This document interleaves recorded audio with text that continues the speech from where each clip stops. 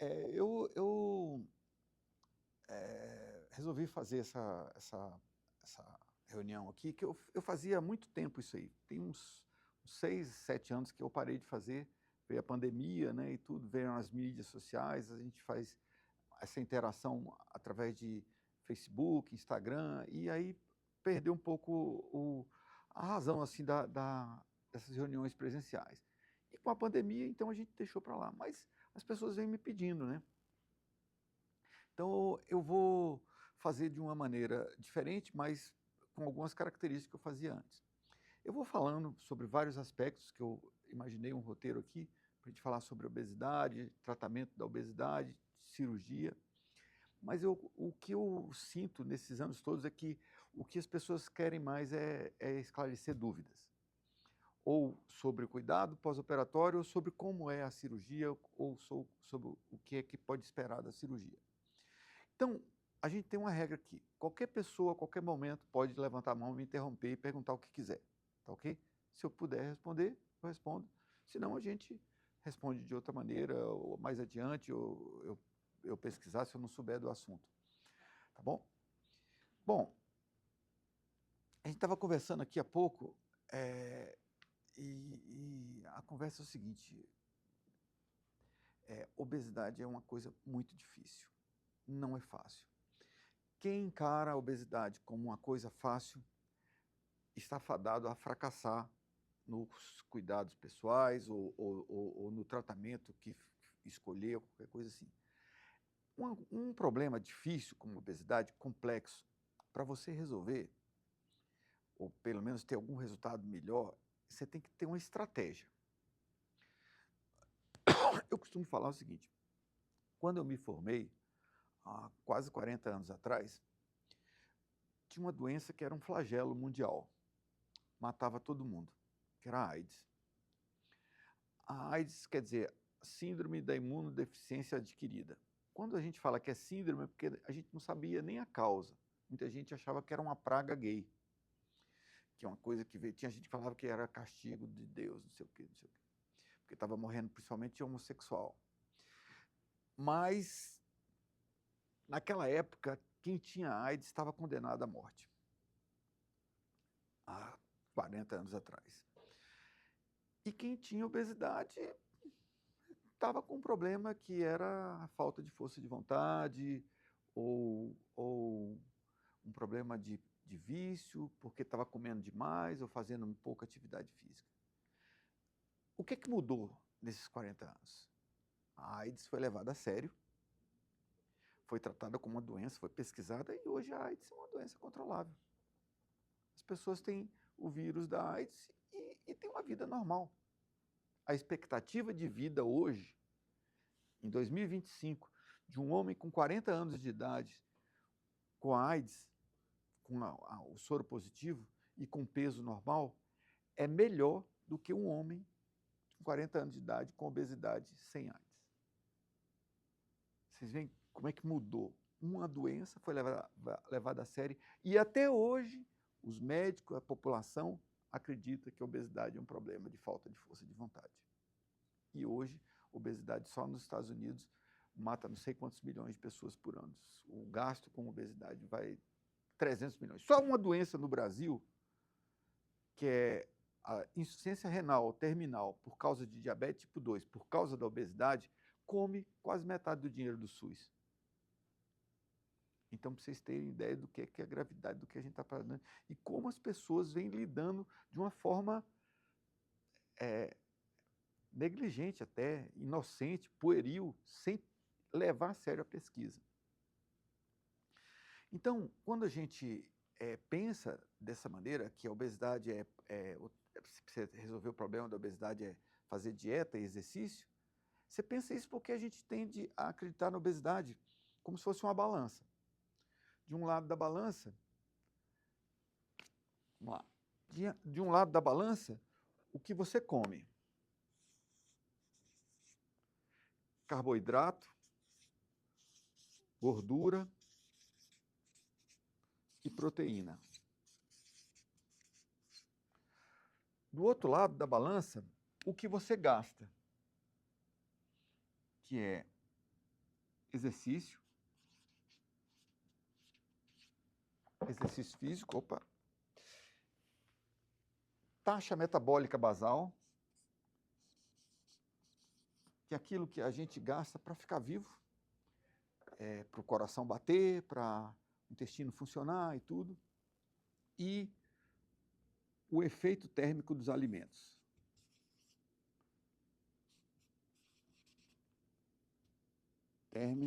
Térmico dos alimentos. Quer dizer, o que o seu corpo gasta para transformar um prato de comida no que suas células vão usar. Então, se a balança pesar mais para esse lado, você perde peso, porque gasta mais exercício, taxa metabólica basal, efeito térmico dos alimentos.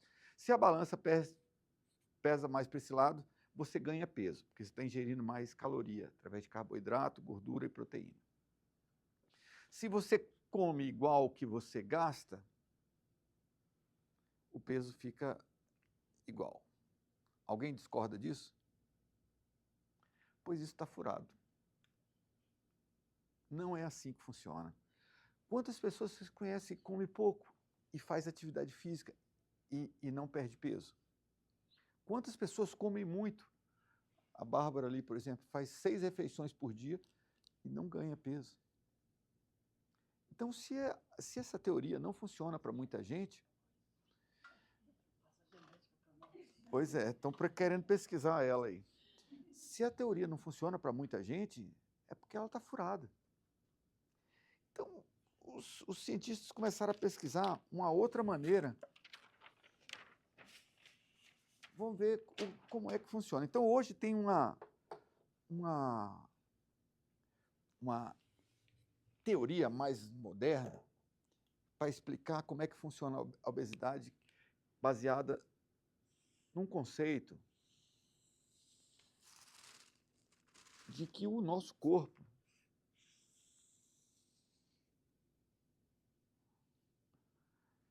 ele tem um peso que ele quer ter. O centro do metabolismo, ele tem um peso que ele deseja ter. E isso é influenciado por várias coisas. E quando o corpo quer ter aquele peso, ele vai ter aquele peso. Porque o centro do metabolismo escolhe o que é que você escolhe comer, o quanto você vai parar, quanto você vai ter de fome, quanto de saciedade e seu gasto energético, através de várias coisas no organismo todo. Esse ponto de desejado, de quantidade de gordura que o corpo quer ter, a gente chama de set point de gordura corporal.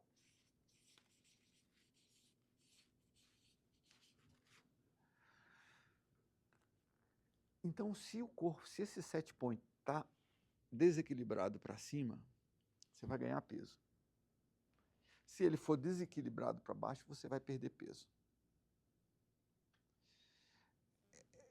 Então, tem coisas que abaixam esse set point de uma forma bastante forte. E tem coisas que elevam também. Parece uma coisa, quando a gente ouve uma palavra nova assim, fica tudo muito estranho, né? Mas esse negócio de set point funciona para várias coisas do nosso organismo. Por exemplo, o seu corpo tem uma quantidade de água que ele quer ter. Igual tem a quantidade de gordura, tem a quantidade de água. Se você toma 2 copos de água rápido aqui, daqui a pouco o corpo percebe que tem mais água do que ele quer ter. Aí você vai ali no banheiro e vai fazer xixi.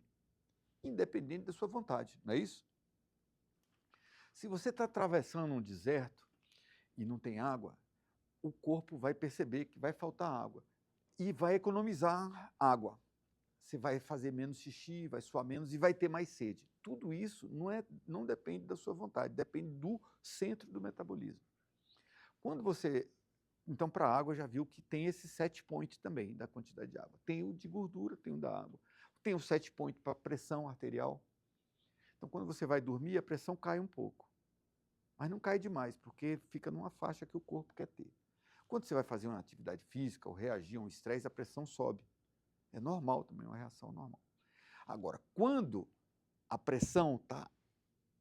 Esse set point da pressão arterial está desequilibrado para cima, a pessoa tem hipertensão arterial e vai ter os problemas relacionados à hipertensão arterial.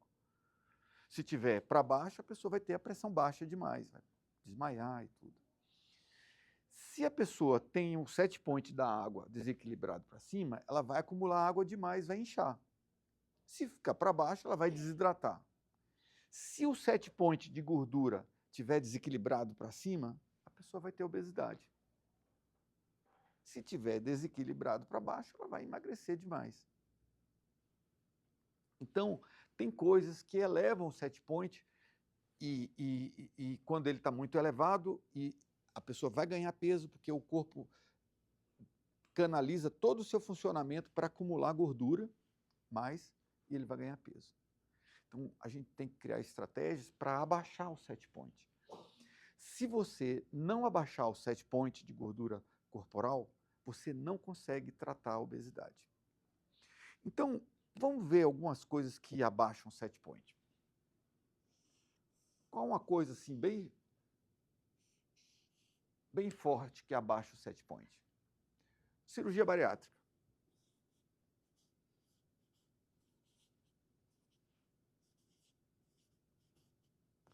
A cirurgia bariátrica, ela por vários motivos, ela abaixa o set point de gordura corporal.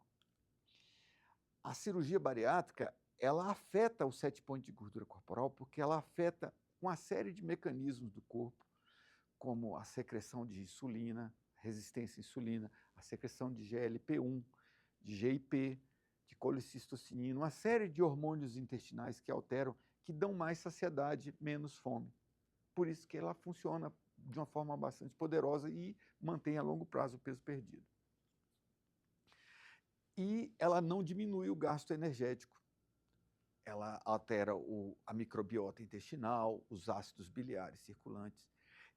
Esse negócio foi tão bacana a descoberta disso, que foi isso que a indústria farmacêutica correu atrás nos últimos tempos.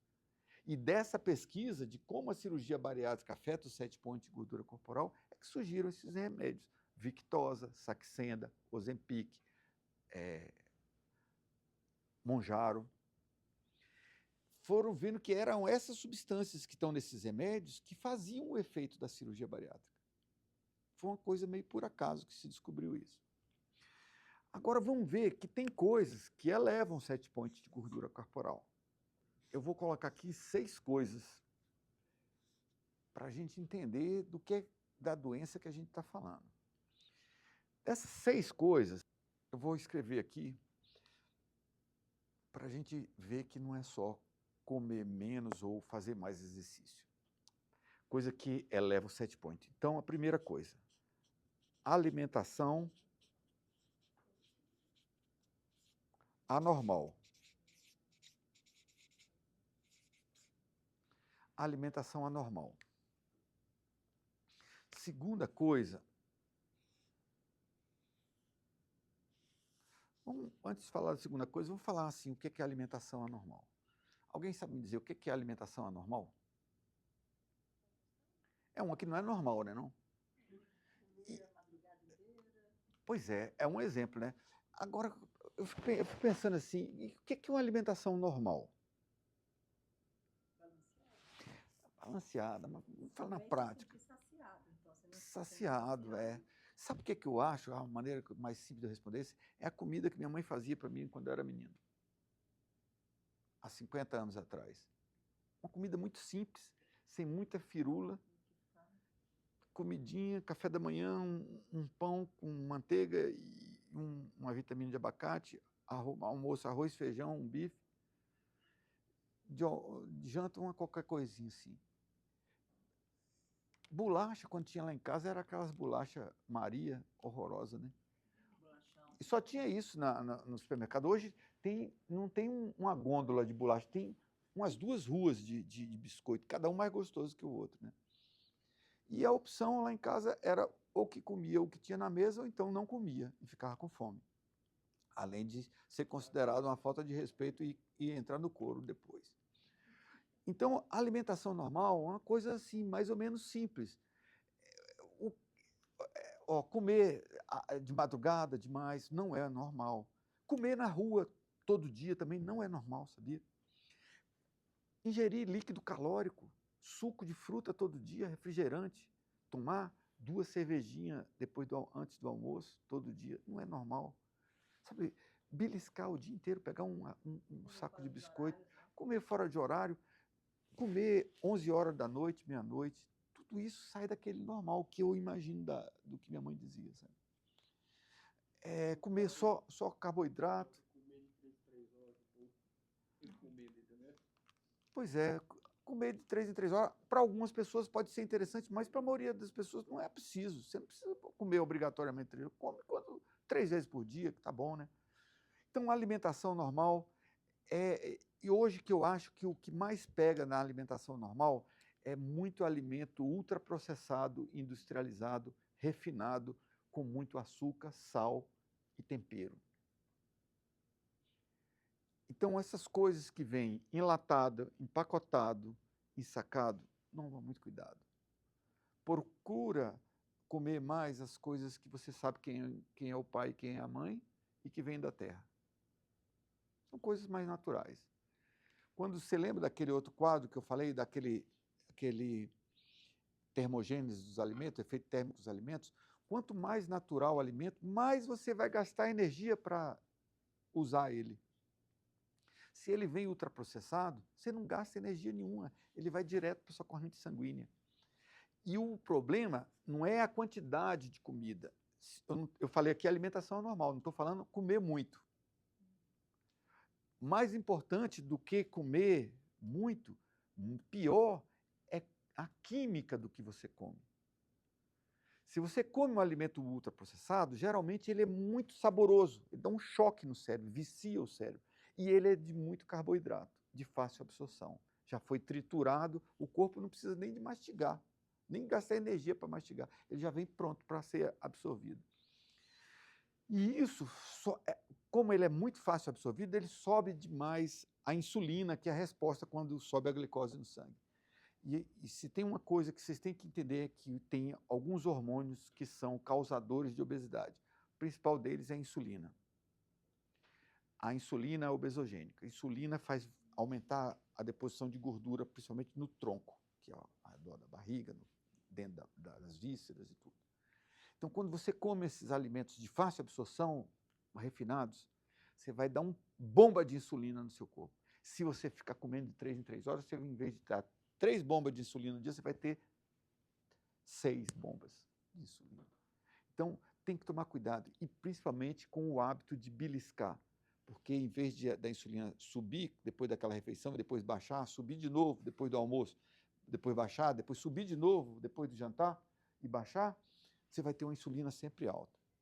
E a diferença da insulina de jejum, uma pessoa assim, sem resistência à insulina, normalmente é 6, 7, mas depois de uma refeição com muito carboidrato, ela vai para 300, 400. E não tem pessoa que consiga perder peso. Não adianta querer fazer dieta, porque a insulina para a quebra da gordura. Então, esse negócio de hábito, a gente tem que ver assim com muito cuidado essas coisas. Então, a alimentação normal é aquela alimentação que não é normal. Vamos procurar ter aquela alimentaçãozinha. No meu caso, minha mãe, no caso de vocês, são mais novos, da avó de vocês, que fazia lá comidinha simples e natural, o mais natural possível. Segunda coisa, que eleva os 7 pontos de gordura corporal. Músculos inativos.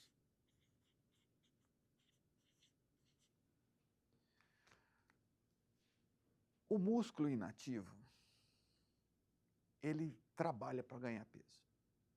Ele fica com maior resistência à ação da insulina. A pessoa que não faz atividade física, ela come não por ter fome, come mais para preencher um vazio interior, para ter um aconchego, suprir alguma carência. Assim. A pessoa que faz a atividade física, ela, olha, agora, ela tem vários benefícios que abaixam 7 pontos de gordura corporal. Por exemplo, ela dorme melhor, ela tem um humor melhor, tem menos depressão, precisa menos de tomar remédio para ansiedade, dormir, depressão. Ela precisa de secretar menos insulina para tirar a glicose do sangue. São várias vantagens, entendeu? E além do que, ainda gasta um pouquinho de energia quando você está fazendo atividade física. Quando a gente fala de atividade física, todo mundo só pensa nisso, né? Eu estou gastando tantas calorias, então eu vou perder peso se eu gastar essas calorias. Isso é bobagem. Não dá para perder peso com atividade física. Quem fizer isso vai ter um efeito muito ruim. Primeiro, que vai se decepcionar, porque não vai perder peso. Segundo, que vai estourar o joelho ou a coluna. Para você gasta uma promoção do McDonald's, para você queimar ela com atividade física, você teria que correr 21 quilômetros. É fácil a gente comer uma promoção do McDonald's por dia. Agora vai correr 21 quilômetros. Não tem joelho que aguente. Nem maratonista corre todo dia 21 quilômetros. Se você comer um pão daquele que tem no Outback, com aquela manteiguinha velha que vem lá, para você queimar aquilo ali, você teria que ficar rodando no shopping 11 horas sem parar. Então, não bate essa matemática. Então, perder peso com atividade física não dá. Entretanto, se você tiver os músculos inativos, você também não perde peso. Entendeu? Está vendo como é que o negócio está começando a ficar complicado? Vamos para a terceira coisa.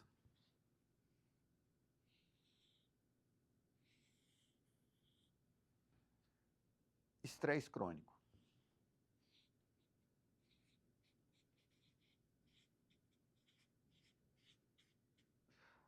Aí alguém fala assim, nossa, mas como é que a gente vai viver sem estresse? Tá, né? Tem sempre um pouco de estresse na vida da gente. Isso faz a gente se movimentar, pagar conta, cuidar de menino, se preocupar com um com outro. Mas tem o estresse que é muito forte e muito intenso. E aí ele está associado a um outro hormônio que também causa obesidade. A gente falou da insulina, agora vamos falar do cortisol, que é o hormônio do estresse. Quando a pessoa está sofrendo um bullying na escola, está sofrendo uma relação abusiva em casa, uma relação muito estressante no trabalho, a perda do poder aquisitivo, tem uma pessoa doente em casa, um parente que morreu, uma pessoa muito querida que morreu, ou uma separação, alguma coisa assim. São aqueles estresses que vêm, que é difícil, que você acorda e dorme pensando naquilo o dia inteiro.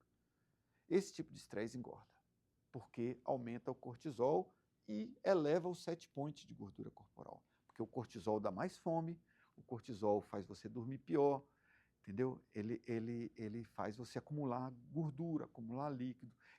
Ele aumenta a secreção de insulina, que também é obesogênico. Estão captando como é que essas coisas elevam o set point de gordura corporal? A quarta coisa,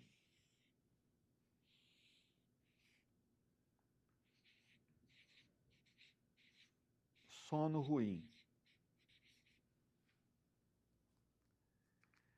Gente, quando a gente dorme mal, ou quando tem apneia do sono, e aí o sono é picado, acorda várias vezes no meio da noite, ou quando a pessoa dorme poucas horas, ou quando toma remédios que dão um sono artificial, que não é um sono legal, organizado, afeta um monte de hormônios que emagrecem. Afeta o hormônio do crescimento, afeta a leptina, a resistência à leptina, e aumenta o cortisol. Então, o sono ruim também eleva o set point de gordura corporal. E você vai ganhar peso. Se você não dormir bem, não perde peso. Tem que cuidar do sono, tem que fazer uma boa higiene do sono.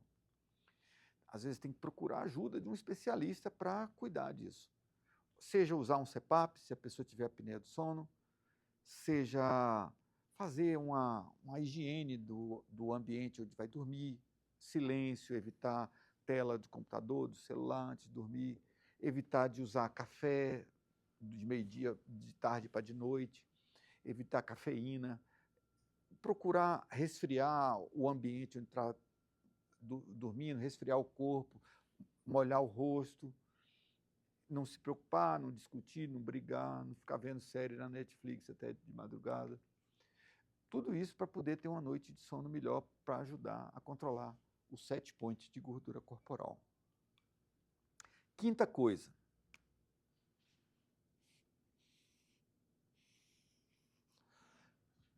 Ritmo circadiano alterado. Você sabe o que é isso? Não. Ritmo circadiano é acerca do dia, é o dia e a noite. É a pessoa que troca a noite pelo dia.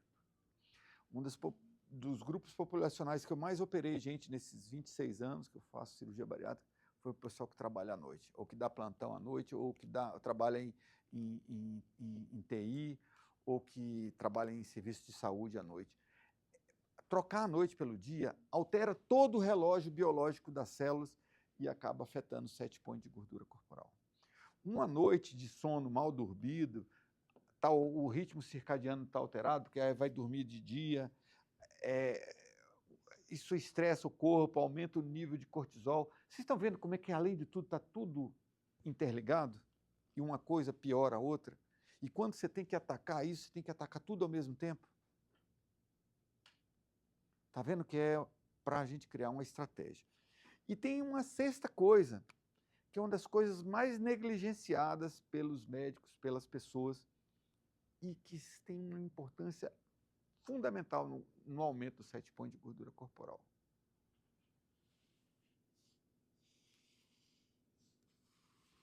São remédios. Remédios que engordam. Se eu falar para vocês que 30% dos casos de obesidade no mundo todo são por causa de remédios. Alguém pode me citar um remédio que engorda aí? Anticoncepcional, qualquer hormônio sexual engorda. Progesterona engorda, principalmente esses anticoncepcionais injetáveis, tipo Mesigina, Depo-Provera, engorda muito. Testosterona, outro hormônio sexual, engorda. Corticoide engorda, como eu falei, o cortisol é o corticoide, né?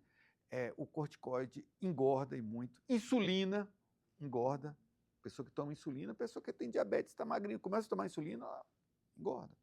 Geralmente o paciente obeso, ele já carrega alguma comorbidade, faz algum tratamento que acaba precisando de remédio que engorda.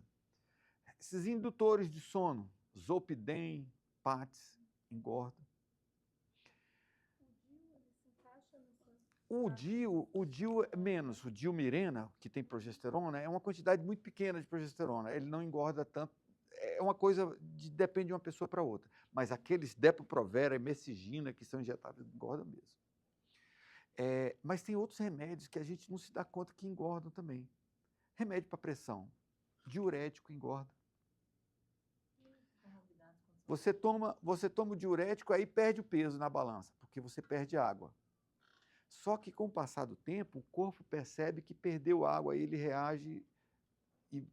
O centro lá do metabolismo, eu estou falando, não é coisa do outro mundo, não. Isso existe mesmo, é lá no hipotálamo, no meio do cérebro.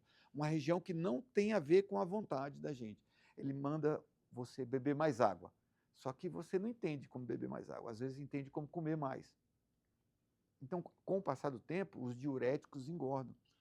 Os outros remédios para pressão, como propanolol, atenolol, nadolol, bisolol, eles diminuem o metabolismo e engordam também.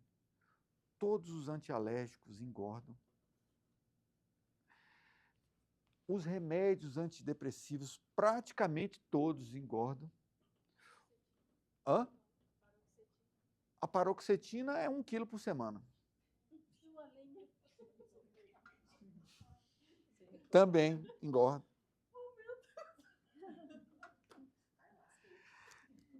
Se quem tiver vontade de ir um pouco, mas tem um vídeo de um cardiologista aqui de Brasília, que é o melhor canal de saúde do Brasil, do André Vambier, chama Cardio DF. Tem mais de 5 milhões de inscritos. Tem um vídeo lá chamado Remédios que Engordam. Dá uma olhada lá para vocês verem. difícil achar quando a pessoa... Quando eu falo que os médicos negligenciam, é que às vezes chega para mim um paciente com reganho de peso que toma paroxetina, olanzapina, mirtazapina, que engordam, dão uma fome danada. Aí eu mando uma carta para o psiquiatra e falei assim, meu amigo, faz favor de mudar esses remédios, porque não dá. Porque não tem condição. Tem psiquiatra que atende, sabe? Porque tem remédio que pode até ajudar a emagrecer, como a bupropiona, por exemplo.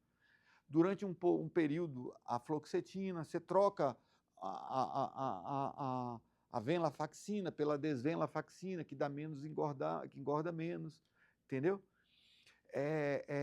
Diminui a dose, não associa remédio, vê um que engorda menos. Por isso a importância de informar o paciente, né, que tem que comunicar ao psiquiatra que ele vai passar por bariátrica. Tem que comunicar, e o psiquiatra ele tem que ouvir, porque não pode ficar só passando remédio na tora lá. E o pior é o seguinte, o paciente chega, vejo isso todo dia, fez cirurgia bariátrica, perdeu 50 quilos. Aí lá um belo dia a mãe morreu. Aí ficou triste, deprimido, não sei o quê, estresse. Aí ganhou 10 quilos. Ficou mais triste ainda, foi no psiquiatra, aí ele passa 2 antidepressivos, aí ganha mais 20. Aí volta 6 meses depois, mais triste ainda, aí o psiquiatra dobra a dose dos remédios. Aí fica de lascar. Entendeu? Aí a culpa foi da cirurgia bariátrica que não prestou. Você entendeu como é que é o negócio? Que se a gente não tiver maneira se a gente não levar a sério esse negócio, a gente vai patinar, a gente vai ficar preso há 40 anos atrás. A gente tem que ir para frente, para a gente resolver, igual resolveu a AIDS, que antes matava todo mundo e agora é controlado.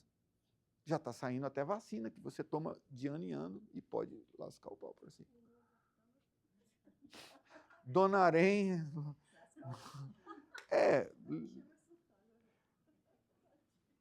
Diga. Todo mundo sacou isso aqui? Agora a gente começa a entender de um jeito diferente. Isso aqui não é para, quando eu faço essas perguntas todas aqui para a pessoa, não é para julgar ninguém, não. É para a gente elaborar uma estratégia. Não só antes da cirurgia, e para entender que tem que melhorar isso aqui tudo, como para o paciente que já operou e que teve algum reganho de peso. Gente, está complicado? Vamos complicar mais um pouquinho ainda.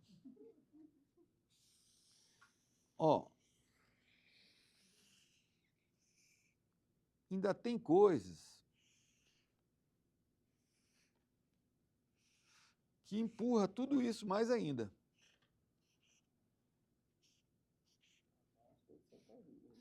Para baixo só cirurgia bariátrica por enquanto, né?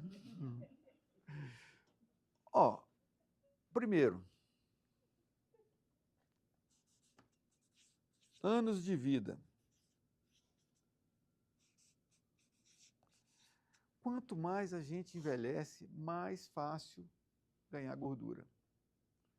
Esse aumento dos 7 pontos, acompanhando a idade, vai até os 75 anos. Então, quando ficar 75 anos, você fica tranquilo. Então, isso aqui também explica alguma coisa, que quando a pessoa opera bariátrica, e de 20 anos depois, ela vai ganhar um pouco de peso, porque tem o efeito dos anos de vida também, nos 7 pontos de gordura corporal. São coisas que a gente não tem como evitar. Até hoje não inventaram nada para parar de os anos correrem, né? Dizem que já estão pesquisando isso lá daqui a um tempo morrer vai ser optativo. É sério? Pessoa séria em pesquisa lá no Vale do Silício, nos Estados Unidos, daqui a pouco você vai morrer se você quiser. Ou com medicamentos, ou com transplantes e tal, você vai viver até... Aí cansou, agora tá bom. Mas, por enquanto, anos de vida. Segunda coisa, eu estou colocando coisas mais difíceis da gente controlar aqui, coisas que podem ser mais controláveis. Genética. Esse caráter familiar da obesidade é uma realidade. Tem vários estudos feitos com gêmeos que mostram que tem realmente Isso aí até hoje é muito negado, né? A genética? O pessoal, pelo menos, no modo geral, fala, a genética é a última coisa que você pô, minha família, se botar todo mundo junto, Fat Family fica fininho.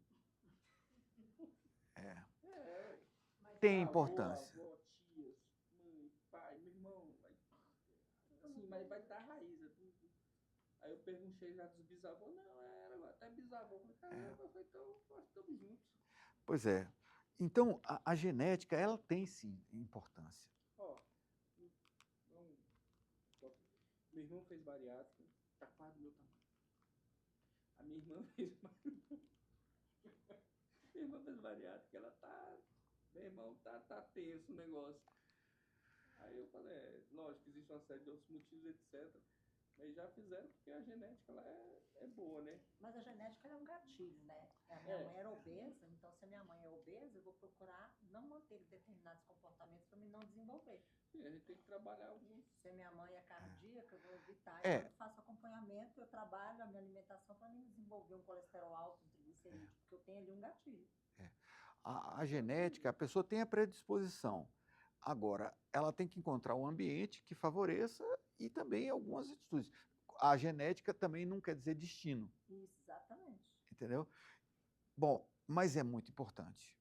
Não responde por todos os casos de obesidade, mas responde por uns 25%, certamente, já comprovadamente. Tem outra coisa aqui, que é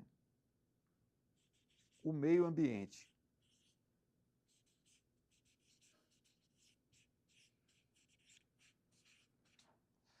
O meio ambiente afeta, ele eleva os 7 pontos de gordura corporal. Pode ser até um ambiente da cidade que a gente vive, do país, com a poluição, aquecimento global. Tem algumas coisas estranhas, sabe? A obesidade nos últimos 40 anos aumentou em todas as classes sociais, em todos os países do mundo. Então, pode ser alguma coisa do ambiente também. A tecnologia, né? Hoje, A tecnologia para apagar uma luz, é o Alexa. é excesso de plástico, conservantes, poluentes, luz artificial. Quando eu era menino, não existia LED para iluminar, não. Hoje a gente é iluminado por LED. A gente não sabe, isso aqui é um diodo emissor de luz. A gente foi acostumado com a luz incandescente, né? Aquele filete que esquentava, né? Então, pode ser que os animais domésticos no mundo inteiro ganharam peso. Os animais silvestres que vivem perto das cidades ganharam peso. Alguém que gosta conhece bicho, caçar, assim, conhece pomba verdadeira? Sim. As pombas verdadeiras antigamente eram pequenininhas. Hoje você vive na cidade, a pomba verdadeira, que é uma pomba nativa, não é essa pomba de cidade, não. É uma pomba do mato que agora vive dentro da cidade. Ela está ficando grande também. Gambá, hoje, cada gambazão, né, que a gente vê aí.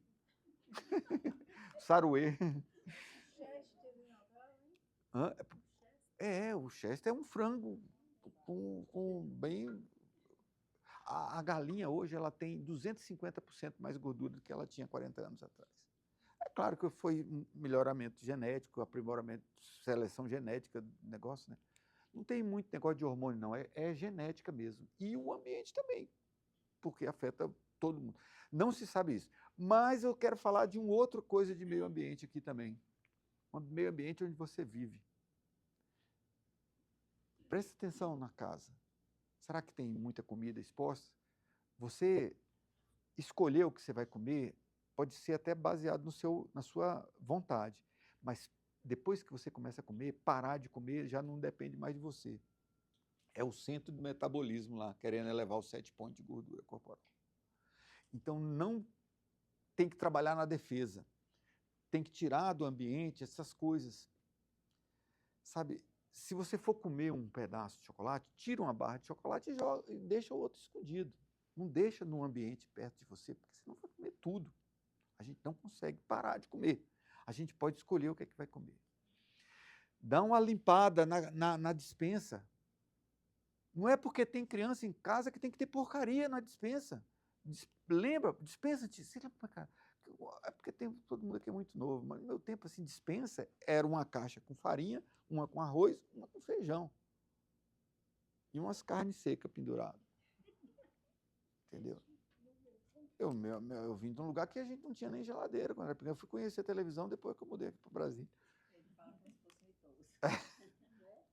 Ó, tem que tirar essas coisas, tem que fazer um meio ambiente mais limpo. A geladeira, uma mãe outro dia, meu filho, doutor, ele está assim porque ele toma 2 litros de Coca-Cola por dia. Eu falei assim, mas quem é que fez esse ambiente? Se toma Coca-Cola 2 vezes todo dia, é porque toma 14 litros por semana. Sabe, essa Coca-Cola foi colocada naquele ambiente. Então, tem que trabalhar o ambiente de uma forma mais séria, entendeu? Porque o ambiente é tóxico e afeta os 7 pontos de gordura corporal. E tem mais uma outra coisa. A cultura. Tem um componente familiar da genética, mas pode também ter a cultura alimentar daquela família. Eu tenho família aqui em Brasília que eu já operei 15 pessoas de uma mesma família. O pessoal que gosta muito, gosta da cultura gastronômica, sabe? Depende também da cidade onde a pessoa vem. Eu sou lá do interior da Bahia, lá, se não comer um pedaço de rapadura depois da refeição, não fez uma refeição direito. O nordestino tem mania de comer sobremesa doce. Aqui no Goiás, se não comer com meio quilo de arroz no prato, não está comendo. Minas, se não tiver bolinho, pão de queijo de tarde, com café toda hora. Não é não? Então, tem que tomar cuidado com a cultura também. Com essa cultura da família, da gastronomia, da família de gente que gosta muito de se reunir para comer e tal. É cultural aquilo. Não estou dizendo que não seja saudável, mas cuidado com os excessos. Mas tem uma outra coisa de cultura mais importante ainda. É a cultura do consumo. A cultura dos dias de hoje de consumir porque eu mereço. Eu mereço porque eu trabalho para isso, eu tenho dinheiro porque eu sou inteligente e eu posso escolher. Se eu posso comer um, eu posso comer 2, porque eu mereço isso. Eu sou bacana, eu tenho dinheiro para comprar, então eu vou comprar e eu mereço. Entendeu? Essa é uma coisa que a gente perdeu a cultura alimentar, que eu vi nos meus pais, assim, depois da Segunda Guerra Mundial, o pessoal que passou um pouco de dificuldade, mesmo pessoa classe média, não podia, não tinha fazia parte da educação o comedimento na hora de comer, a disciplina, é você recusar, a comida é educado. A gente, quando ia para um aniversário de criança, quando era pequeno, lá em casa, minha mãe empurrava um bolo e um café com leite para chegar nas festas, os meninos da Dona Palmira ser os educados, porque não come. Entendeu? Hoje o menino tem que comer, vai lá, hoje vai ter festa, vamos aproveitar para comer. Entendeu? Então, a cultura de você não tem que comer tudo que você quer, cara. Não tem que comer tudo que você gosta, a gente come para viver. Entendeu? A gente tem que. É difícil mudar isso, sabe? Mas a gente não tem que viver por prazer de comer. E a gente tem que ter mais respeito pela comida também, sabe? Tem que ser uma coisa sagrada. Comer o que tem, não comer demais. A gula é um dos 7 pecados capitais.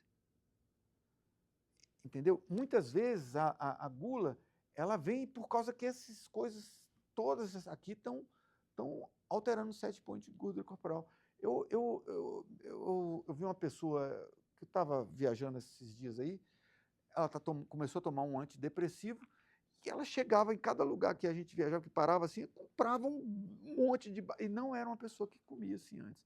Então, às vezes é por causa do remédio que está tomando, por causa do ritmo alterado, por causa do sono ruim, por causa do estresse, por causa do músculo inativo, por causa que já começou com a alimentação anormal cheia de carboidrato, que aumenta a insulina e acaba dando mais fome.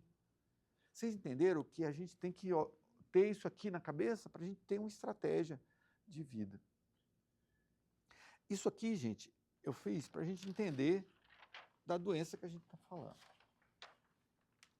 Mas vamos falar um pouco sobre... Esse negócio aqui não está bom. Cirurgia bariátrica. Certo? Alguém tem uma dúvida sobre aquele quadro? Não? Então, todo mundo quer saber sobre tipo de cirurgia. Certo? Segunda parte da nossa apresentação. Tem dois tipos de cirurgia. Tem uma que chama bypass. Bypass quer dizer desvio gástrico, quer dizer do estômago. Em Y, que quer dizer Y mesmo. De Roux, que foi um cirurgião suíço que inventou esse procedimento. Isso aqui no século XIX, hein? 1890, por aí assim. Ele viveu até o começo do século XX. Não era cirurgia, não inventou isso aqui para tratar a obesidade, não. Naquele tempo ninguém nem pensava nisso. É uma cirurgia que a gente usa muito quando opera câncer de estômago ou úlcera. Na minha época de residência, a gente operava úlcera muito frequentemente. Acabou a cirurgia de úlcera, mas ficou o Y de Roux. É uma cirurgia assim. A gente pega o estômago ele é desse jeito assim. Né? Vem o esôfago aqui.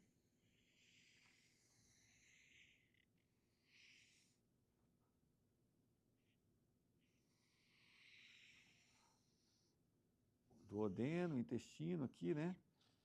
E o estômago é esse órgão assim, bojudo desse jeito, né? O Y de Roux, a gente faz o seguinte, a gente vai cortar aqui, separar uma parte do estômago, essa parte aqui, a outra parte vai ficar para lá, né? E vai pegar o intestino mais embaixo aqui um pouco e cortar ele e emendar aqui assim.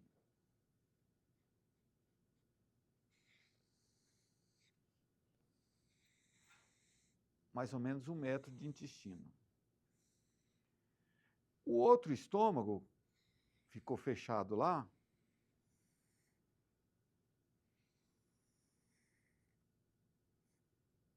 Ele passa aqui por trás, né? E ele vai emendar com esse aqui. E aqui segue o caminho normal.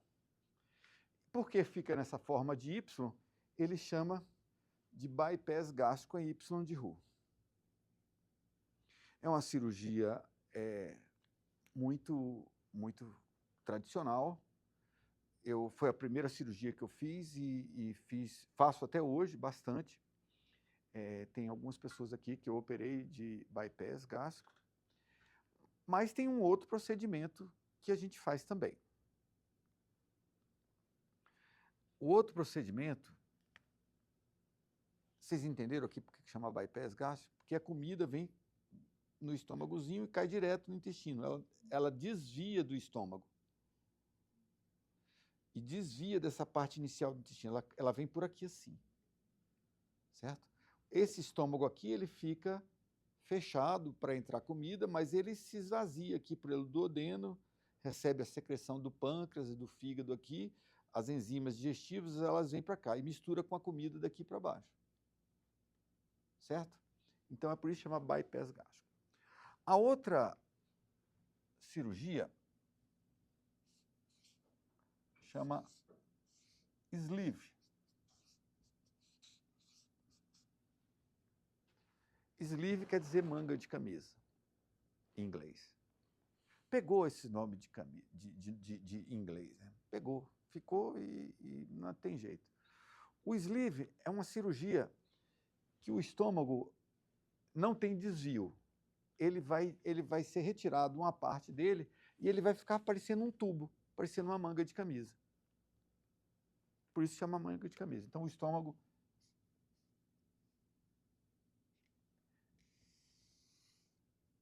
Ele vem aqui assim, né? Aqui vai o duodeno. E a gente passou o grampeador bem aqui assim, ó. E tirou essa parte daqui. E aí ele fica um tubo assim, parecendo um tubo mesmo, né? Essa outra parte aqui a gente tira.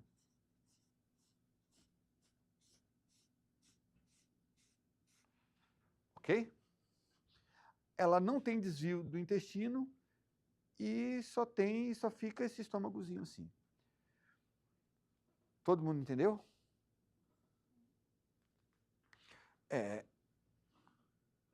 Tem 2 cirurgias, sinal que não tem nenhuma perfeita, senão só teria uma.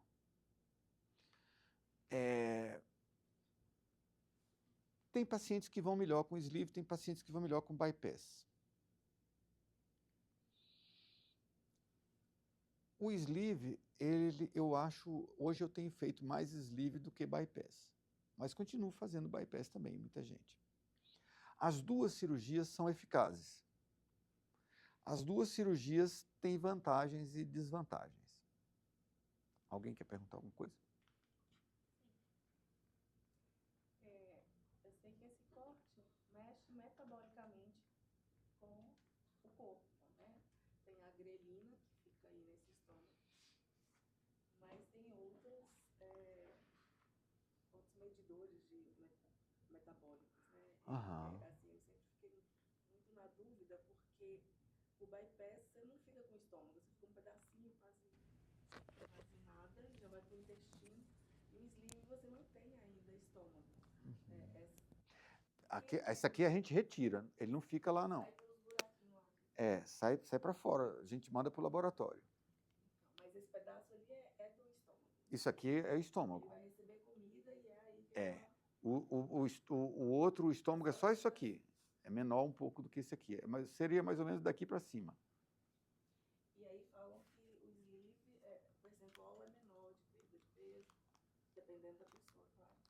Mas metabolicamente, Certo. qual das 2? Metabolicamente, as 2 funcionam. O sleeve também tem efeitos metabólicos. Porque a gente, quando vê assim, sempre estômago pequeno, pensa que a pessoa vai perder peso porque houve uma restrição mecânica à capacidade da pessoa comer. Desvio de intestino, aí pensa o quê? Vai absorver menos nutriente. As pesquisas mais modernas mostram que nem a restrição mecânica e nem a diminuição da absorção dos nutrientes, ela tem muito papel no resultado da cirurgia, não, principalmente a longo prazo. Porque as pessoas que fazem sleeve, elas comem normal depois de um tempo. As pessoas que fazem bypass, apesar do estômagozinho ser pequeno, ela come até mais do que quem faz sleeve. Porque aqui a saída do estômago tem um negócio chamado piloro. Ele fica fechado, ele abre só um pouquinho. E esse aqui não, é aberto direto, entendeu? Fica mais fácil para passar a comida. Não é que seja absorvido. As 2 são metabólicas. Além do sleeve, porque a região que produz o hormônio da fome é essa aqui, ó, produz a grelina. Mas ela pode ser produzida no resto do corpo. Mas não é só isso que o sleeve afeta, não. Como eu falei, muitas substâncias que se alteram depois da cirurgia bariátrica viraram remédios e outras estão para virar também. Algumas substâncias que aumentam são GLP-1. GLP-1 é o Ozempic, Victoza, Saxenda. O GIP é o Mounjaro, o GIP com GLP-1. Esses hormônios também aumentam depois do sleeve. Por que alguns pacientes porque desenvolvem refluxo com sleeve? Pois é. O sleeve, o refluxo, ele pode piorar com o sleeve. E ele também pode acontecer com bypass, mas pode melhorar mais com bypass. Mas também pode melhorar com sleeve. Complicou, né? No resultado dos exames. As coisas em medicina, quem pensa que medicina é matemático, Então, vai tem quebrar. paciente que quer, às vezes ele acredita, quando ele chega no consultório, que ele vai escolher a técnica ou que o médico vai escolher. Então, são o resultado dos exames que vai ser avaliada a técnica para cada caso. Ótima pergunta, ótima colocação. Como é que a gente escolhe a técnica que vai fazer? Se o paciente chegar assim, doutor Orlando, eu quero fazer bypass, eu faço bypass. A não ser que tenha alguma coisa que comprometa a segurança da cirurgia. Já teve paciente que eu parti para fazer bypass e o paciente tinha uma má rotação intestinal, que era difícil de fazer o bypass. Quer dizer, daqui para baixo o intestino é totalmente alterado, a gente não acha as coisas direito. Aí eu fiz sleeve, que é mais simples de fazer. Então, a primeira coisa que eu levo em conta é a escolha do paciente. Segunda, as condições anatômicas para ver se não compromete a segurança. Essa é a coisa mais importante. A terceira é se o paciente tem uma doença do refluxo gastroesofágico muito intensa. Se for leve, não, porque 80% dos pacientes que vão para a cirurgia têm doença do refluxo. Mas se o paciente tiver uma hérnia de hiato grande, se for dependente de omeprazol, se não pode dormir sem omeprazol, se às vezes tem que dormir sentado, porque o refluxo durante a noite de comida é muito intenso, aí eu faço bypass. Por que o sleeve aumenta o refluxo? Porque esse tubinho aqui, ele fica mais com a pressão maior dentro dele. É por isso que aumenta mais rápido o esvaziamento do estômago, e isso aumenta a secreção de GIP e GLP-1, entendeu? Se acontecer o paciente desenvolver, aí pode transformar, então... Você pode transformar o sleeve em bypass. Mas não pode transformar o bypass em sleeve. Poder pode, mas fica uma... Não vou falar a palavra aqui, mas tem gente que faz isso. Hã? Fica uma porqueira. Fica uma porqueira. Agora, quem já fez o bypass, por exemplo, depois de anos, teve reganho, pode fazer bariátrica? Revisional. Eu estava revendo umas aulas minhas antigas. No penúltimo congresso, eu dei uma aula justamente sobre isso. O tamanho da alça pode ser modificado para melhorar a perda de peso. E eu fiz uma revisão bibliográfica enorme para apresentar dados, porque, na verdade, na prática, eu sei disso. O pessoal está fazendo uma modinha agora de cirurgia revisional, para depois de bypass. Eu nunca vi dar certo. O que eu tenho feito hoje é cirurgia revisional da revisional. O paciente faz isso, a vida dele fica destruída por desnutrição, diarreia, um monte de problema, desnutrição grave, e aí eu vou desfazer para voltar ao bypass como era antes. Entendeu? E é mais complicado ainda. Então, a cirurgia em cima do bypass gástrico Y de Roux revisional, mudar a posição dessa alça aqui, já tem vários trabalhos na literatura mostrando que não dá. Os pacientes perguntam muito, né? A cirurgia com um alto índice de mortalidade, um alto índice de complicação, problemática, e não dá resultado. E para que fazer isso, cara? Hoje tem isso aqui, ó, que a gente pode trabalhar muito. E tem mais uma coisa que eu não falei, que pode baixar aqui o set point. Ninguém falou nada. O que é que podia mais baixar?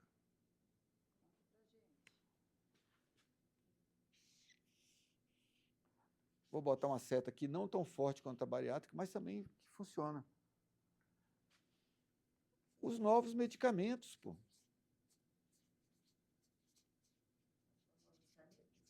As famosas canetas. Tem outros também que não são as canetas, são bons também se você usar direitinho, junto com essa estratégia para mudar o estilo de vida, você pode melhorar a perda de peso.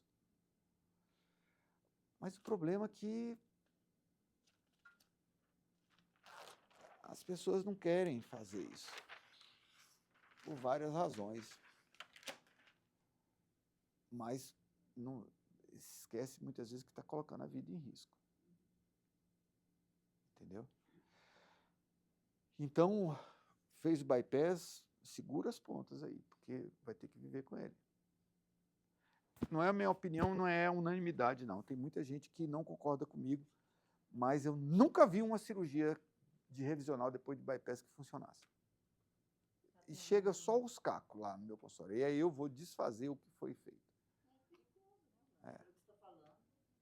A última paciente que eu desfiz isso, ela ficou um mês internada. Não teve fístula nada, mas porque o estômago ficou uma área disfuncionalizada muito grande. Ela vivia há 8 anos numa diarreia constante, uma desnutrição. Ela teve que fazer nutrição parenteral para preparar para a cirurgia. Doutor, na prática, o que seria revisional? É você desfazer isso aqui, corta aqui, sabe? Aí, corta aqui e emenda mais lá embaixo, entendeu? Aí diminui ó, essa área, essa alça aqui é a alça comum. Essa aqui é a alça alimentar.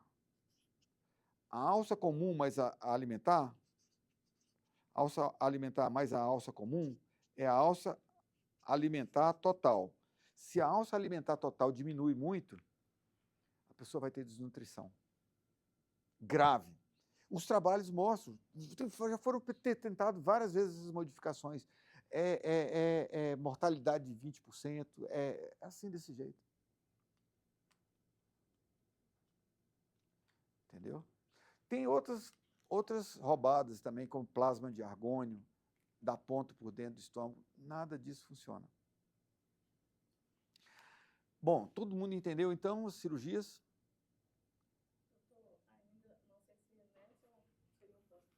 Você tinha falado aí dessa questão de diarreia, entre outras coisas. Entre as duas, qual que mantém na normalidade esse processo digestivo, as fezes, que as pessoas falam muito, né? A absorção de vitaminas. Tem alguém aí que é melhor nesse sentido? Sleeve. Num percentual significativo?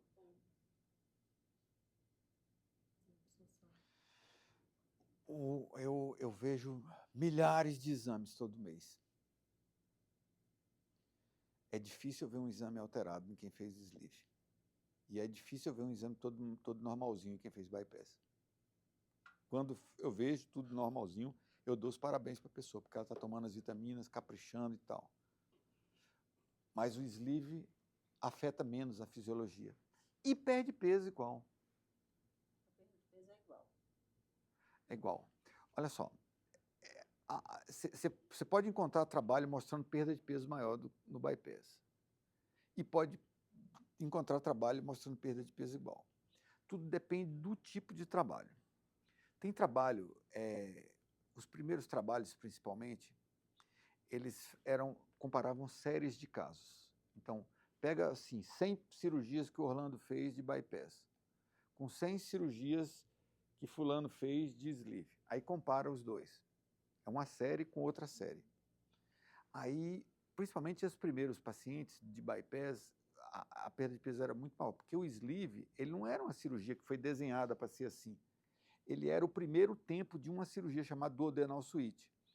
As pessoas faziam esse tempo, eram pacientes muito, muito, muito obesos, com IMC acima de 60, muito graves. Então, fazia esse primeiro tempo para depois fazer o tempo intestinal do duodenal switch. Só que as pessoas pediam peso e não queriam fazer a outra. Foi aí que surgiu o sleeve. Um médico chamado Michel Gagné teve essa ideia de fazer o sleeve como cirurgia única. Um médico canadense. E as vantagens foram aparecendo. E isso não é moda agora de pouco tempo. Tem mais de 15 anos que o sleeve é a principal cirurgia feita nos Estados Unidos, 80%, na Europa, na Ásia. O Brasil é que eu acho que o sleeve não passou ainda o bypass, porque os médicos são mais... alguns... Eu vejo, tem endocrinologista que acha que o sleeve não tem efeito... tem um paciente com diabetes que já perdeu o dedo, que fez o sleeve e não teve mais nada, nunca mais tomou remédio. Mas lembrando que o que o senhor falou antes aí, anteriormente, antes de falar da técnica, tem que colocar em prática tudo aquilo lá, né? Mudar o ambiente, colocar atividade física. Eu tenho um texto que eu distribuo para meus pacientes lá, assim, o que eu exijo do paciente? Primeiro, comer normal. Comida de verdade. Dormir. Fazer... Para as duas, né? fazer 1h30 de atividade, 2 horas de atividade física, 3 horas de atividade física por semana.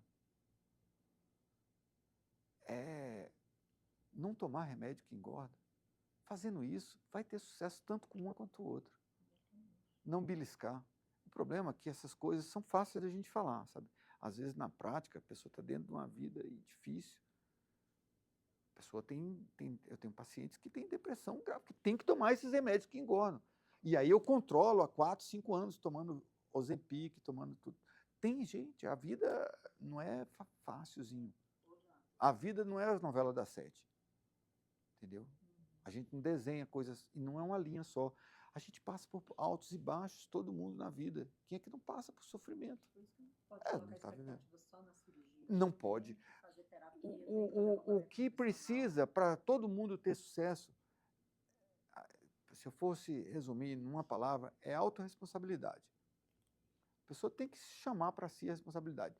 Para o que vai dar certo, para o que vai dar errado, ela tem que chamar para ela. É ela que é responsável por aquilo. Não adianta, a cirurgia não deu certo porque...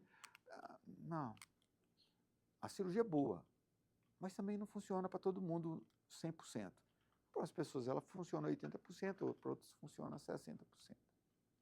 Mas eu tenho 26 anos fazendo cirurgia bariátrica. Já operei mais de 6.000 pessoas. Muitas das pessoas que eu operei vieram encaminhadas por outras pessoas da família que viram o resultado. E a maioria das pessoas muito satisfeita. E a gente observa. A pessoa que leva a sério, que se cuida, pode até, depois da cirurgia, passar por uma fase difícil. É a hora de voltar no consultório, sem medo, e confiar no médico para ele dar orientação. O problema é que não é todo mundo que gosta de dar essa orientação. Tem cirurgião que... Não, vai procurar o endocrinologista. O endocrinologista diz, quem é que mandou você fazer essa cirurgia? Aí manda para o endoscopista. Vamos fazer aqui um plasma de argônio, que é a única coisa que eu sei. Aí o paciente fica igual o sujeito morrendo afogado, vê um jacaré, abraça pensando que é um toco. Mas você teve uma coisa, o ano passado, eu precisei passar por 3 cirurgias ortopédicas. Então foi o ano inteiro com baixa mobilidade, ficando muito Afeta a perda de peso, afeta o resultado. tomando muito remédio, aí você acaba comendo mais, desregra tudo. Então, assim, aqueles 6 pontos que você colocou ali, eu passei o ano passado. Isso. Engordei pra caramba. Esse ano eu vou fazer 10 anos que me operou. E eu sou psicóloga especialista em transtorno alimentar e bariátrica, principalmente bariátrica, né? Então, assim, imagina eu recebendo meus pacientes, passando por tudo isso, né? E sofrendo com essa situação, mas sabendo o quê? Que existe uma luz no fim do túnel. Mas claro que existe. O problema é que não pode ficar no achismo. É se baseando... tem que paciência. Tem gente que, para chegar naquele quadro ali, tem gente que estudou muito isso, sabe? Para chegar no resumo do resumo. E para você chegar ainda a simplificar e falar aqui numa aula aqui, eu não entendi aquilo tudo não no começo, sabe? Para fazer aquele desenho, colocar naquele quadro. Foi matutando e tal. Mas tem jeito. E hoje tem uma coisa muito boa, que os remédios para ajudar na perda de peso são muito bons. Só que os remédios, eu prometi que ia falar também sobre os remédios. A Novo Nordisk produz o Ozempic. É uma empresa da Dinamarca. As ações da Novo Nordisk, lá para cima. Aumentou o PIB da Dinamarca. É uma das principais, está faturando em torno de $1 trilhão, está valendo mais de $1 trilhão. Aí surgiu um outro medicamento que perde peso mais rápido, que é o Mounjaro, da Lilly, outra empresa. Aí as ações da Lilly subiram, as da Novo desceram. Já tem um outro... Eu não decoro os nomes desses remédios. Tem um outro medicamento que está para ser lançado, que as pesquisas já mostram que perde peso mais rápido ainda do que o Mounjaro. Aí essa empresa, antes de lançar o remédio, as ações já estão subindo. E tem uma outra que vai ser mais adiante, que está na fase, um está na fase 2 de teste, outro na fase 3, outro na fase 1, que é uma injeção por mês, que vai perder mais peso ainda. Aí já estão... Só que todas essas empresas, eles estão trabalhando com o efeito rápido, um efeito a curto prazo. O efeito a curto prazo não adianta nada, é uma doença crônica que está aí para ficar, cara.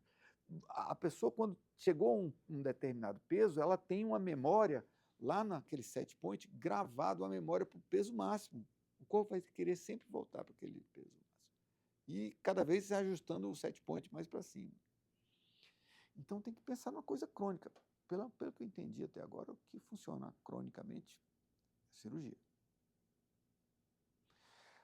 Porque vai ser difícil. Primeiro, pode ser que equacione o preço, né? Hoje, uma dose plena de Monjaro está a R$6.000 por mês. Quem é que consegue manter isso?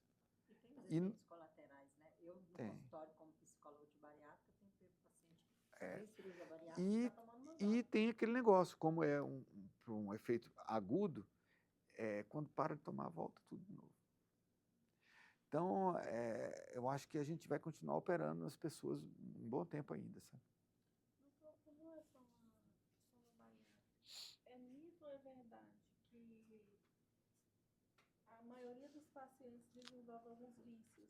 Tipo, uns vão para bebidas, como recompensa, outros pegam vício por academia, e etc. Pois é. Eu não acredito muito nisso, não, sabe? Mas eu acho que todo mundo tem uma inclinação para vício, sabe? Para droga. E eu acho que a droga, ela a pessoa usar uma coisa, um álcool, ou cigarro, ou jogo, todo mundo gosta de fazer isso uma vez ou outra na vida. A pessoa ficar no vício é porque a vida dele está ruim. Aí aquele vício começa a ser o remédio para aliviar as dores dele, entendeu? Então, eu acho que não é a causa não é a cirurgia bariátrica que faz a pessoa, entendeu? É porque é muito comum, 40% das pessoas da população em geral tem problema com álcool. Aí, se você pega da população em geral uma população específica e você vê quem tem problema com álcool, você vai encontrar, é um erro estatístico, vai encontrar naquela amostra uma amostra enviesada. Vai dar maior do que a população em geral. Então, eu acho que o álcool, por exemplo, vamos falar da droga mais comum, eu acho que ela tem que ser mais cuidada depois da cirurgia bariátrica, porque ela fica uma droga mais pesada. O alimento, o álcool, ele é um pouco metabolizado no estômago e aqui ele passa direto para o intestino, ele absorve mais rápido. Aqui também, ele se esvazia mais rápido e acaba absorvendo mais rápido. E aí atinge níveis mais altos. E aí, a enzima que metaboliza o álcool, a desidrogenase alcoólica, não dá conta. Aí o nível do álcool no sangue fica mais alto e demora mais tempo. Então, ela passa a ser uma droga mais pesada. E toda droga mais forte é mais fácil de viciar. E a liberação da dopamina no cérebro acontece, que é a sensação de bem-estar que você tinha com o alimento. E aí você vai começar a aumentar as doses. Então, agora dizer que a pessoa parou de beber e vai comprar mais roupa, não, acho que compra mais roupa porque acha mais roupa para comprar também. Então, sente mais prazer para comprar. A compulsão compensatória, ela acontece por quê?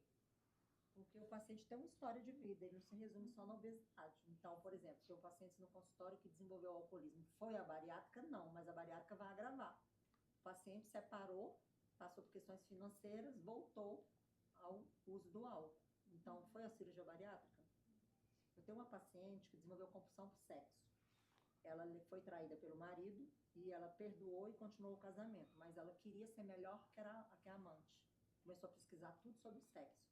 Quando a gente chegou, né, no consultório, que foi verificar, desenvolveu compulsão por sexo. Foi a bariátrica?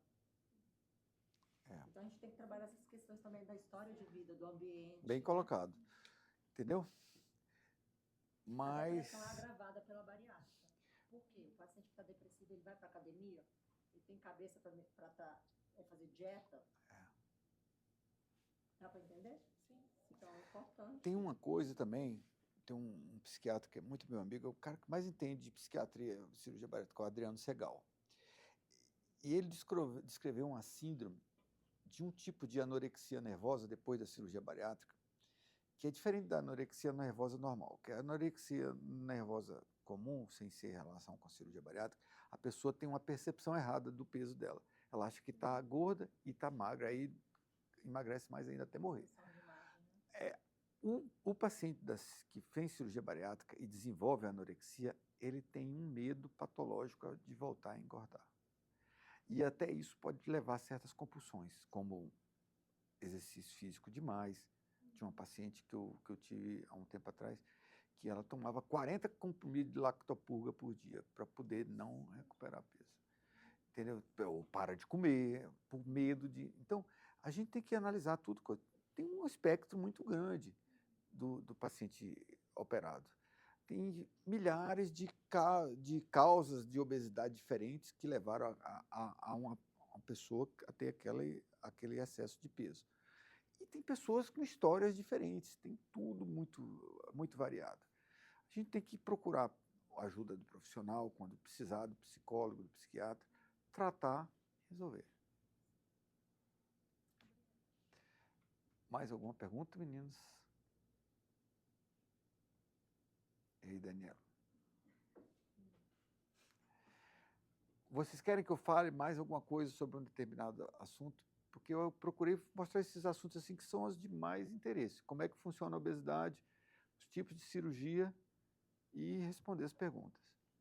Eu vou parar aquele lá só para eu fazer uma foto.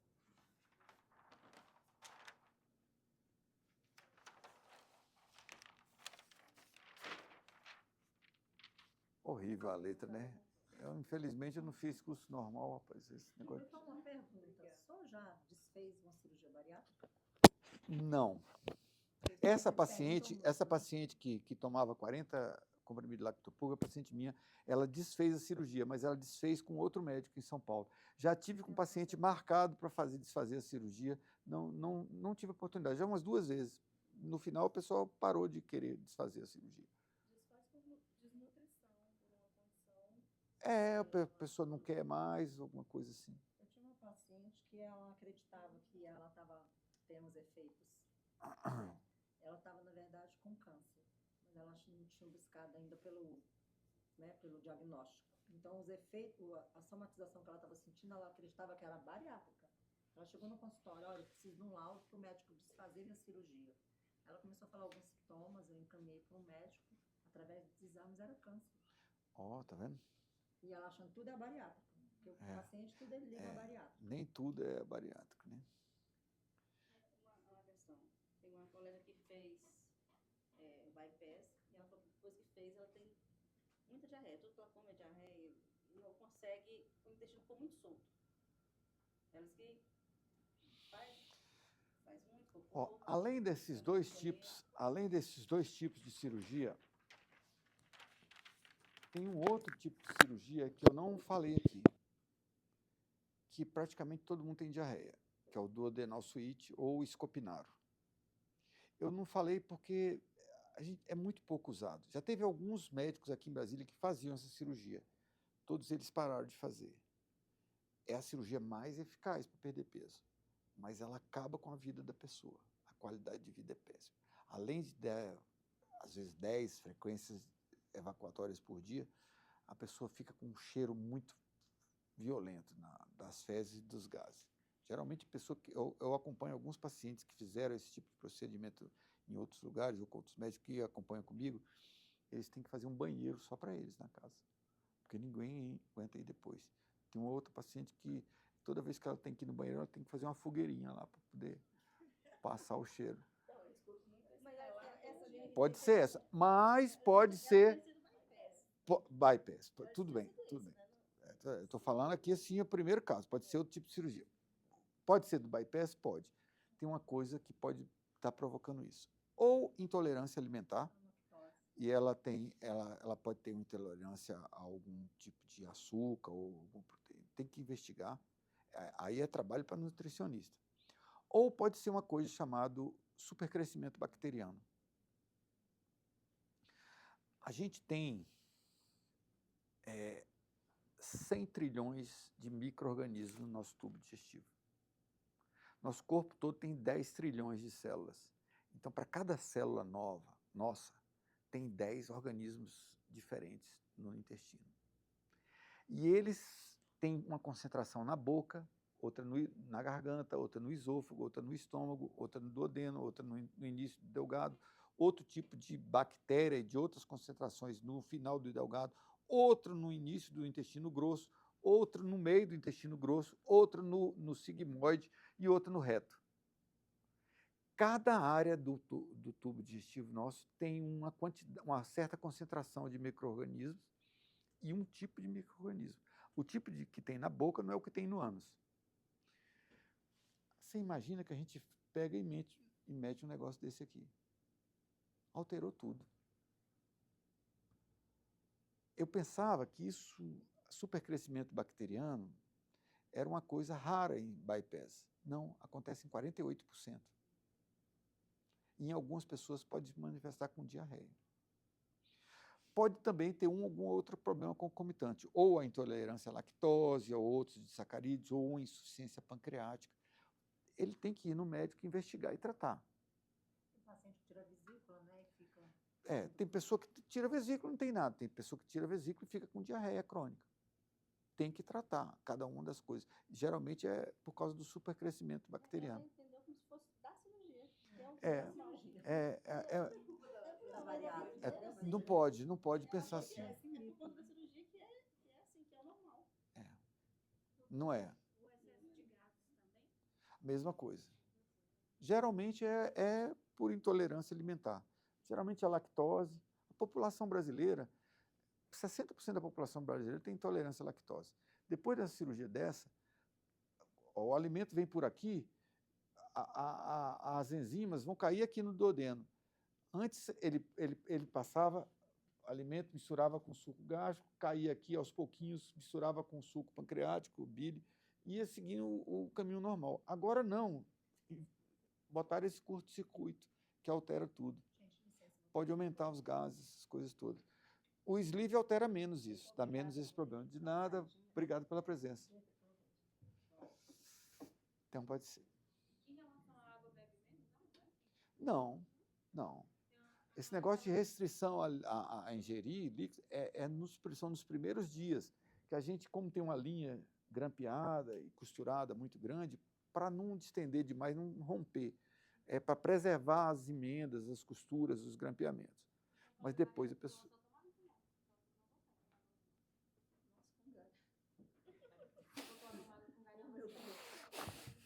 Não toma nada com gás até hoje, 10 anos, graças a Deus.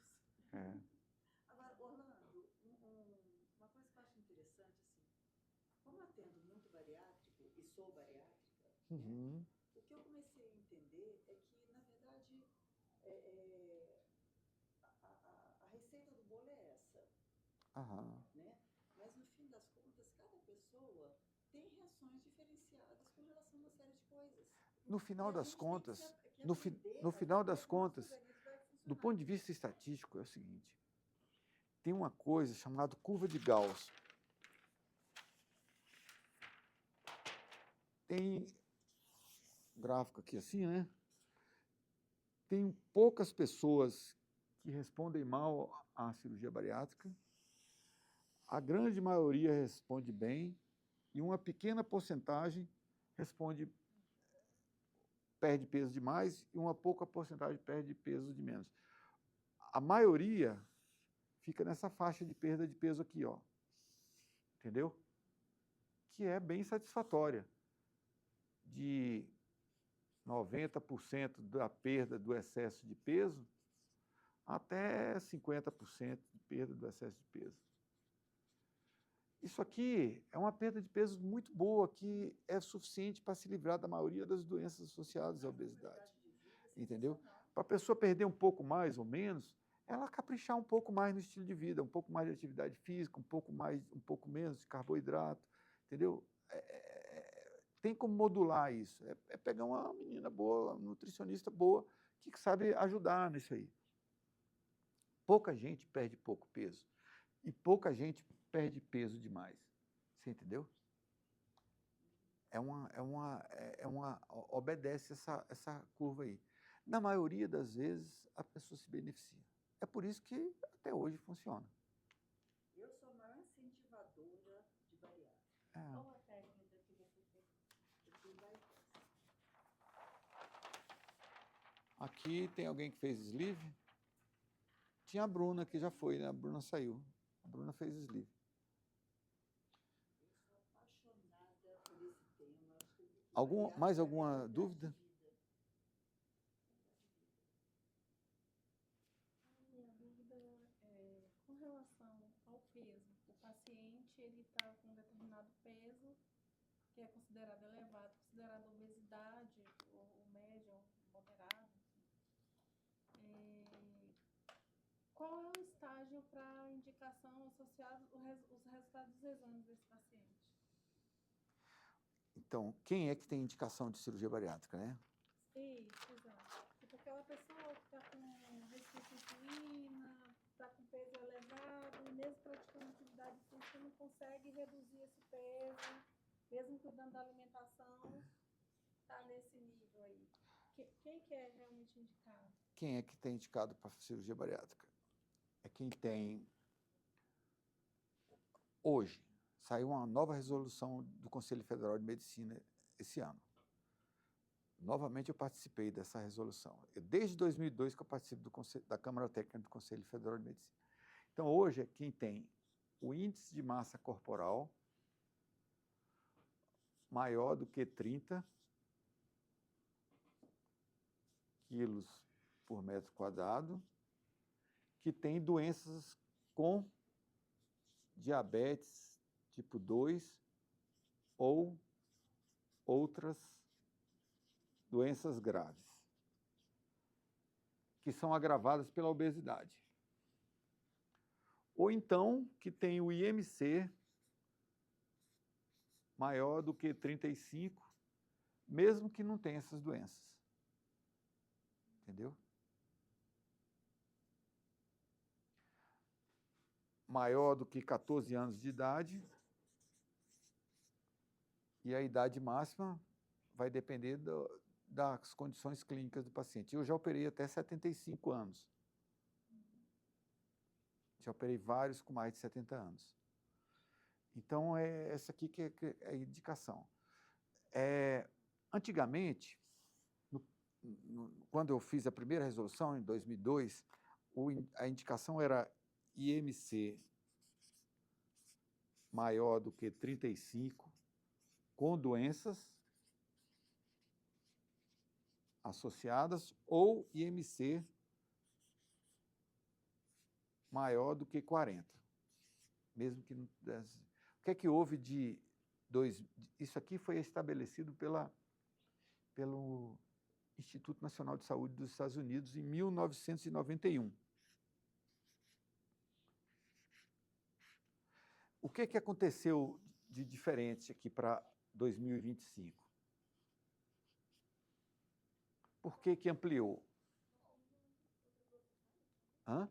Até a alimentação, o estímulo? Não, mudou porque a cirurgia ficou mais segura. A gente conhece melhor como preparar o paciente, a gente sabe operar melhor. Os resultados são maravilhosos hoje. Hoje, cirurgia bariátrica é uma cirurgia que, na mão de gente experiente, é mais tranquilo do que uma vesícula, do que uma cirurgia de hérnia, sabia? Então, é natural que as pessoas que não estavam nesses parâmetros, mas que podiam se beneficiar da cirurgia, por exemplo, uma pessoa que tem IMC de 30 e diabetes tipo 2, ela fica ótima do diabetes se operar. Entendeu? Então, antes ela não podia ser operada, tinha que esperar chegar mais pesado. Como sabe que é um procedimento seguro, agora faz a cirurgia antes.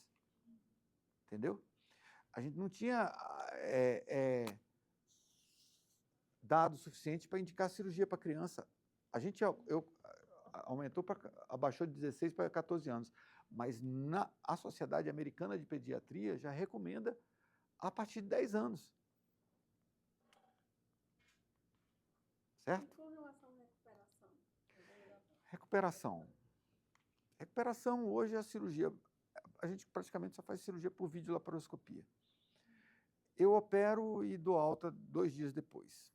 Tem cirurgiões que dão alta no primeiro dia, mas eu acho que no primeiro dia a pessoa está ainda se adaptando com aquele estômagozinho recém-operado, ela não consegue se manter bem hidratado com tudo que ela ingere pela boca.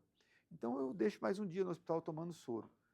Normalmente com 8 dias volta às suas atividades normais, é bem tranquilo. A alimentação líquida, quanto tempo, mais ou menos?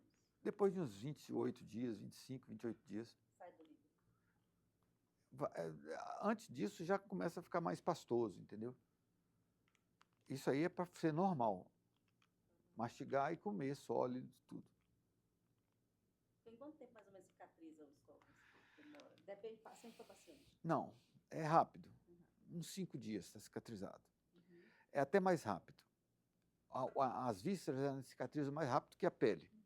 Mas a cicatriz fechou ali, colou, mas com o passar dos dias ela vai ficando mais forte. Tá? A gente dá um tempo. Doutor, quando o senhor fala voltar à atividade normal, isso é considerado dirigir, Pegar até 8 quilos, subir uma escada, essas coisas assim, sabe? Agora, tem um trabalho braçal mais bruto, assim, que eu acho que tem que deixar mais um tempo, 1 mês aí. Ou, por exemplo, professor de criança, eu acho que é um trabalho perigoso, braçal, bruto. Pega no colo o menino toda hora, tá com Não, e tem os meninos que são barra pesada, né? Tá bom assim, meninos? Pré-operatório, assim, indicado, alguma coisa que tem para preparar para a cirurgia? Tem. Fora os exames que eu estou dizendo, né? Se você Tem. que fazer... Tem. As meninas estão ali para fazer a dieta pré-operatória, 15 dias. Tem uma dieta de 15 dias. É. Tá. 15 dias. Essa dieta foi desenvolvida lá no nosso serviço pela doutora Silvia. Tese de doutorado dela, publicou mais de 6 trabalhos científicos sobre isso. E as meninas são as discípulas dela, continuam fazendo isso aí. Bom, gente, Muito obrigada. eu espero que tenha sido útil para vocês. E vamos em frente, né? A gente está sempre respondendo perguntas no Instagram. Se tiver alguma dúvida, manda mensagem lá. Tá ok? Boa noite a todos. Obrigado pela presença.